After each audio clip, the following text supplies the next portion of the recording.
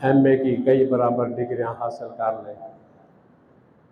तालीम तो आपने दिलवा दी, अगर उसकी इस्लामी तरीके से आपने तरबियत नहीं की तो मेरे ख्याल में उसका कोई फ़ायदा नहीं है। तालीम के इतना वक्त दिया जाता है और इतना सरमाया खर्च कर दिया जाता है, लेकिन तरबियत के लिए इंसान कुछ वक्त देने के लिए तैयार नहीं है।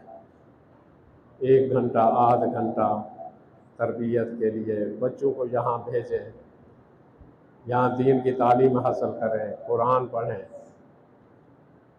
अल्लाह ताला फरमा रहा है कुरान मजीद में, खुद भी बचो, अपनी औलादों को भी बचाओ आतिश जहन्नम से। ओ अनफसकुम व अहलीकुम नारा, बचो उस आतिश जहन्नम से, खुद को भी बचाओ, अपनी औलाद को भी बचाओ। बहुत अफसोस के साथ कहना पड़ता है, यहाँ 1-2 हदीसें बयान की जाती हैं, यहाँ इंसान के पास वक्त नहीं होता कि उन 2 हदीसों को गौर से सुने या जाकर दूसरे तक पहुँचाए। आजकल तालीम के हवाले से इतना इंसान फिक्रमंद नजर आता है, अगर तालीम में पीछे रह जाए, बाप की नींदें उड़ जाती हैं, खाना छूट जाता है, बिस्तर मर्ग पर लेट जाता है, लेकिन ये नहीं देखता मेरे बच्चे की तरबियत नहीं हो रही, मेरा बच्चा बेनमाजी होता जा रहा है। अपनी औलाद को नमाजी बनाओ। कौन सा बाप है जो चाहता है कि मेरा बेटा आवारा हो जाए, मेरा बेटा नशई हो जाए, मेरा बेटा बेनमाजी हो जाए? कोई चाहता है? अगर नहीं चाहते हो तो खुद नमाजी बनो, खुद सिगरेट पीने से परहेज करो। अगर घर में बाप सिगरेट पी रहा है, वो औलाद पर तो पहला असर होगा, औलाद पहले घर से सीखेगी कि कोई अच्छी चीज है, मेरा बाप सिगरेट पी रहा है, छोटा सा बच्चा भी उठाकर मुंह में वो सिगार दे देगा।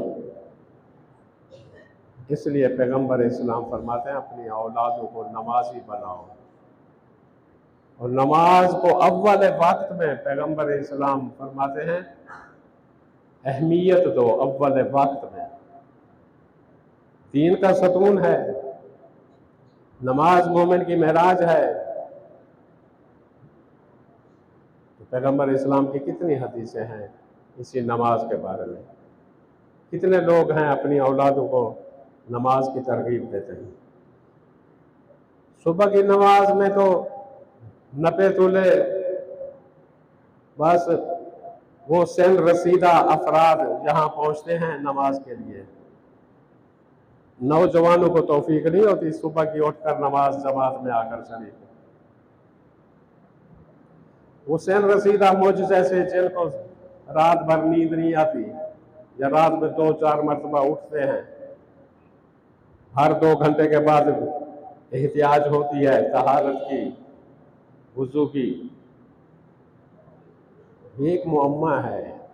पैगंबर इस्लाम फरमाते हैं अव्वल वक्त में अहमियत दो नमाज की, उस नमाज की कदर व कीमत है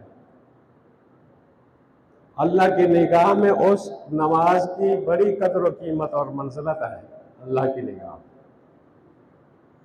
इसलिए फरमाते हैं कि जब मरने वाला मर रहा होगा, जब मौत हलकूम तक आ पहुंचेगी, तो उस वक्त इंसान को इल्म होगा नमाज की क्या अहमियत है। 5 वक्त में पैगंबर इस्लाम फरमाते हैं 5 वक्त ये अल्लाह का फरिश्ता मलकल मौत पूरी दुनिया पर निगाहें दौड़ाता है। जिसको मुसल्ला इबादत पर देख लेता है उसको अपना दोस्त बना लेता है। सख्ती से मौत नहीं आती। 15 खसूसियात हैं पैगंबर इस्लाम फरमाते हैं जो नमाज को अव्वल वक्त अहमियत देता है और कामिल और बड़े आदाब के साथ रुकू व सुजूद अंजाम देता है,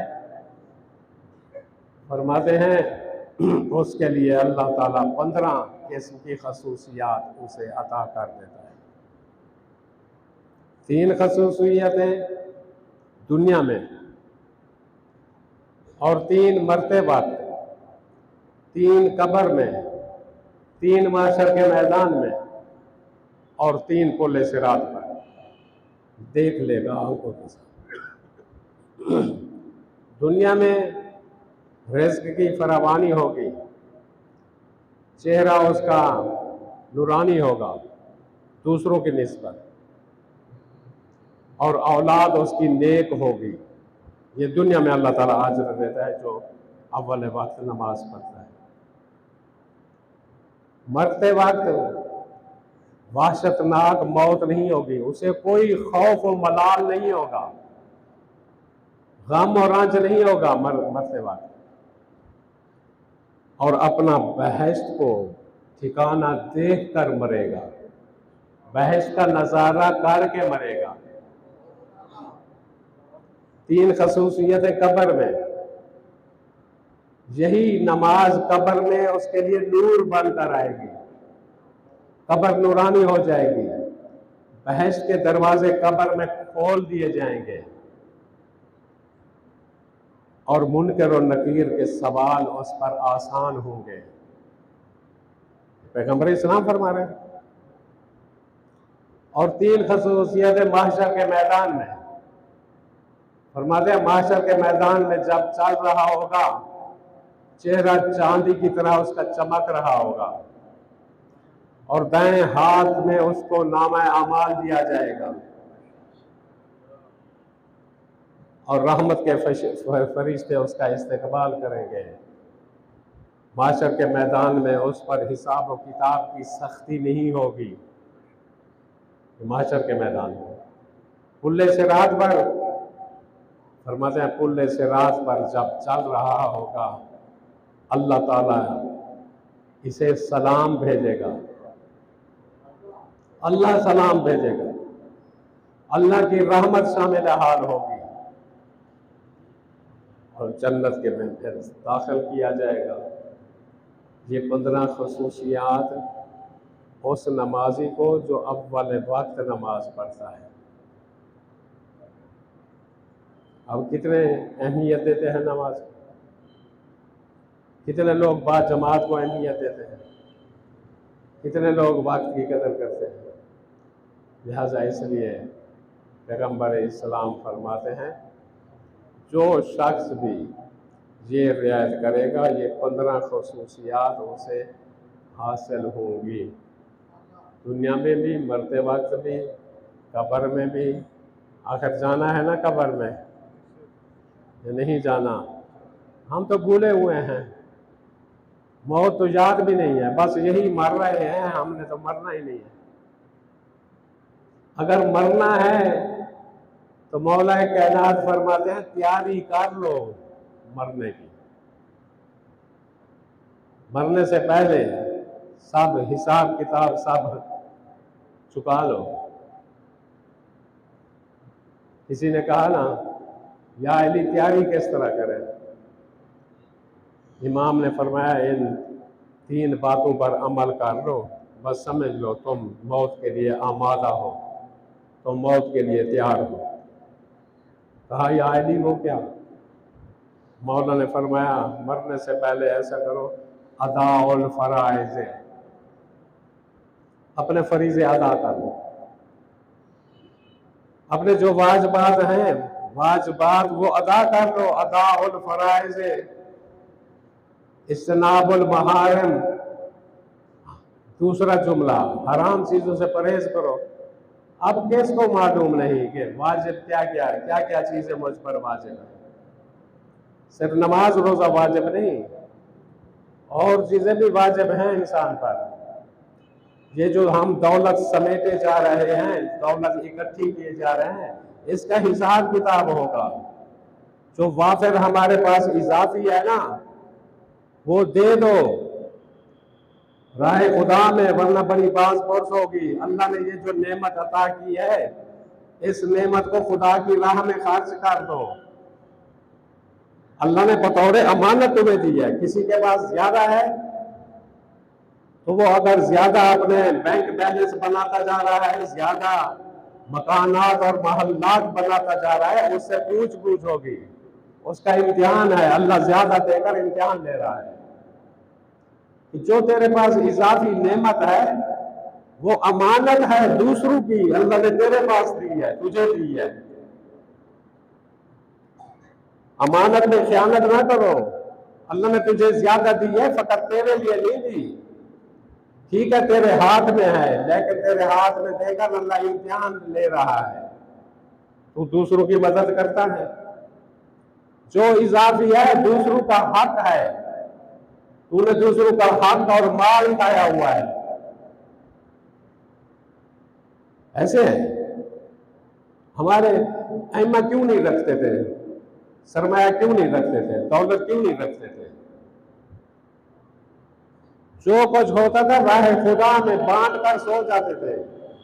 एक मरतबा इब्न अब्बास कोई माल लाए, माल गनीमत था, आगे रखा हुआ है, अब रात का वक्त है।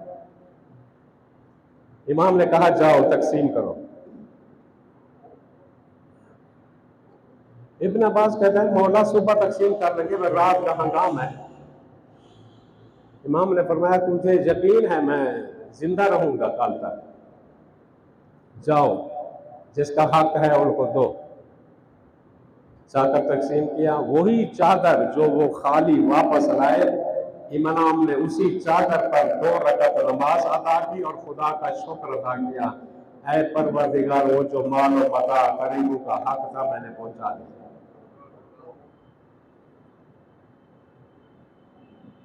इजाफी माल पर हिसाब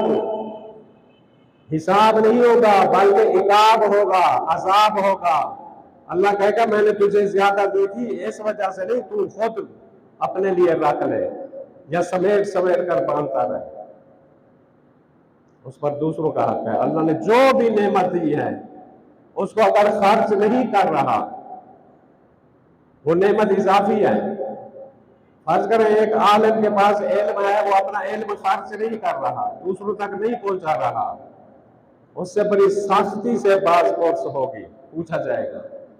ये भी नेमत है, इल्म नेमत है, दौलत नेमत है, सरबत नेमत है।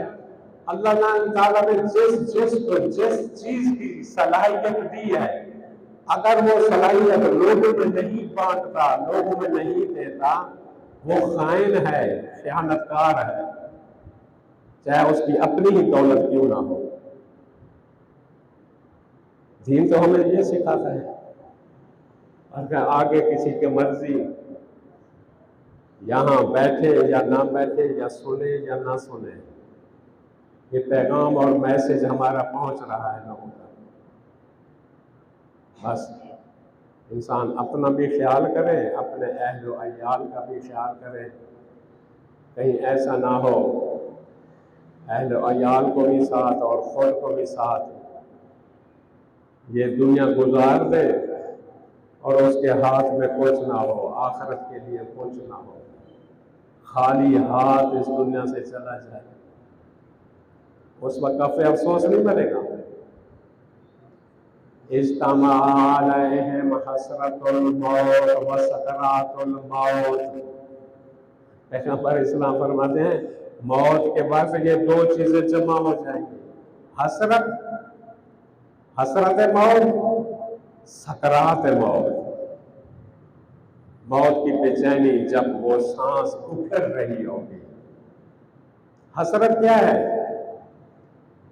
हसरत ये है कि इतना दौलत छोड़ के जा रहा हूँ, इतना माल छोड़ के जा रहा हूँ, इतना सरमाया छोड़कर जा रहा हूँ, इतनी जमीनें छोड़कर जा रहा हूँ।